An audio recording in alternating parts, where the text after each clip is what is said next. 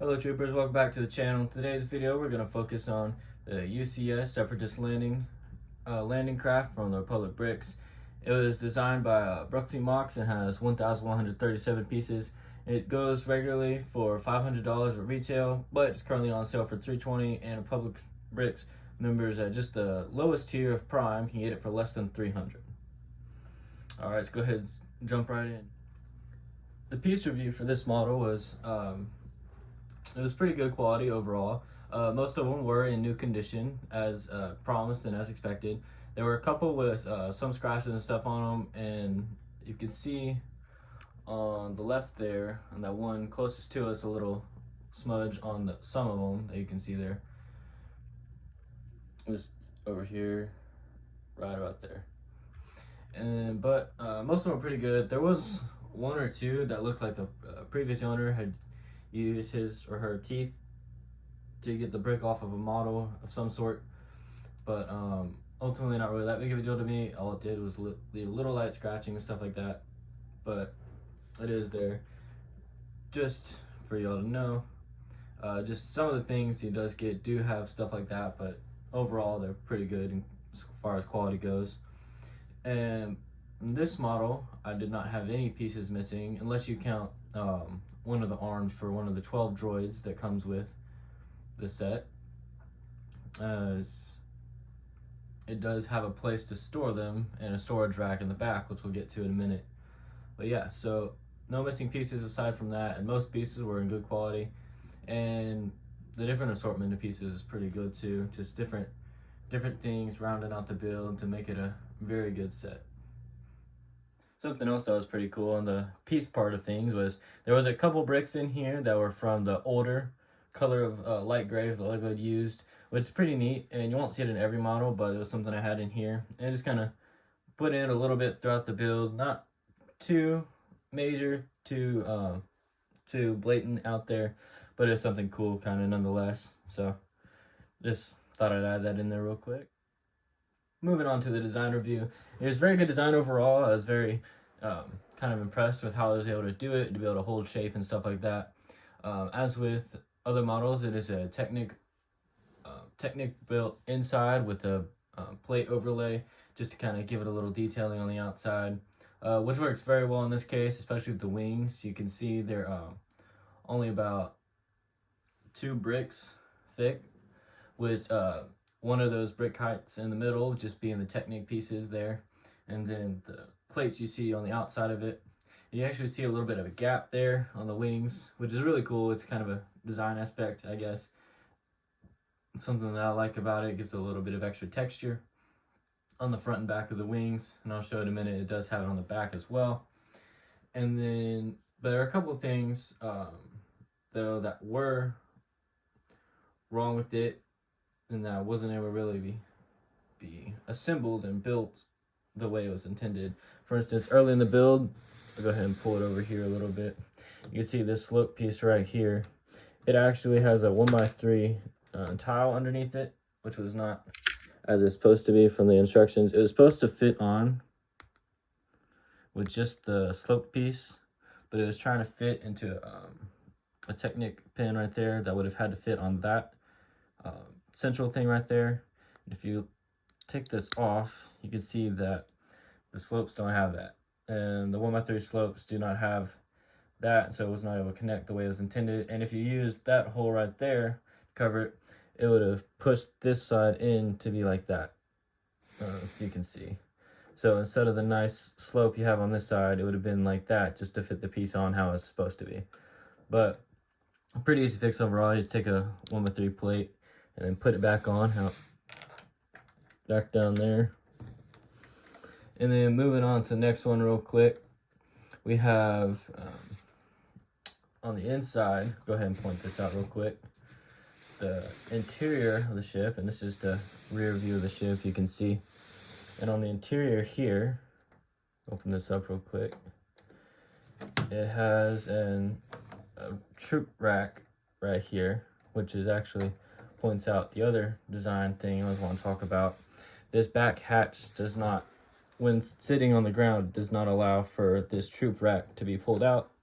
Now it's pretty easy. You just either tilt it forward or pick it up, move the model around and pull it out like that. But it does have a clip on it, and the other side of it is in there. And the way it was placed, it was not at the right height to allow this to clip to it. It just needed to be raised up one plate level, which is pretty easy to do, but just something that was not done correctly in the original instructions. And then, as I'm showing, as I already said, this last thing with design really is just this piece right here. And just not being able to come down all the way. And it could have been hinged where the hinge part was at the top, where it closed on the bottom. That would have worked very nicely. But that's not what happened. And overall, it doesn't really matter that much because you can, like I said, you can just pick it up and move it around as it needs. But that's just one thing that needs to be pointed out. And then go ahead and move on to the instructions next. So the instructions overall are pretty good. They had, unlike some of the other instructions I've had from customs like this, I did not have any, don't remember seeing any things where parts of the model were hidden by the set itself. But there were a couple places when putting together Technic where, if to a less experienced builder, it could have seemed awkward on how to put the Technic pieces together. Not that it wasn't shown in the model, but just because it was a weird positioning and stuff like that. So that's the only thing really there. There was a couple places as well where it was a little confusing, such as in the back, these engine pieces right here. When it put them on, it showed you attaching it to these, with these two studs, attaching it to these two pieces right here. And I'll go ahead and put it on like that real quick. And as you can see, when you do that, it does not allow for you to connect it just because of that tile right there. So with that tile right there, it gets in the way of putting that on. But then you can just move it to these two pieces right here and here, and then it fits perfectly. So nothing too big right there, just kind of happens a couple times with different pieces throughout the build. So it's just something to be aware of, to kind of know. So yeah, that's the only thing about the instructions. So overall, it's a very good model. It has a lot of really cool design thingies and little different plates and stuff doing different things. It's got a very good piece selection of just the way it looks and stuff like that. So it is designed to be a UCS style set, not a play set. So it does not have that many, well, it only has one technically, play features, and that the one it does have being the troop compartment on the back. So some people take that as something that draws them to it. Some people will say that it should have more. It's just here or there, really. Just personal preference is all it comes down to. I personally like the way it is, the way it just as a display piece, because that's really all I'll be using it for, aside from maybe some mocks or something, but not likely for mocks and stuff like that. But yeah, so it's just kind of a matter of personal preference and personal opinion. So yeah, I definitely would suggest picking up if you don't have it, if it is something that you like. And the build process itself, I usually don't like building stuff later at night, which is when I built this, was late at night one night. I just started it just to go ahead and knock it out and get it done. And once I started, I actually finished it in one sitting, which is rare for me to do with a lot of these larger sets and a lot of stuff like this. So it's very engaging, the build process, in my opinion. It has a couple different techniques in it, especially on the back side of it, that are interesting, and even on the front side a little bit as well. Good. So some of them as best I can. Just take this plate off, and these are actually not held into anything at the bottom. They're just kind of, you can see the other one right there, just kind of pop on and off, stuff like that.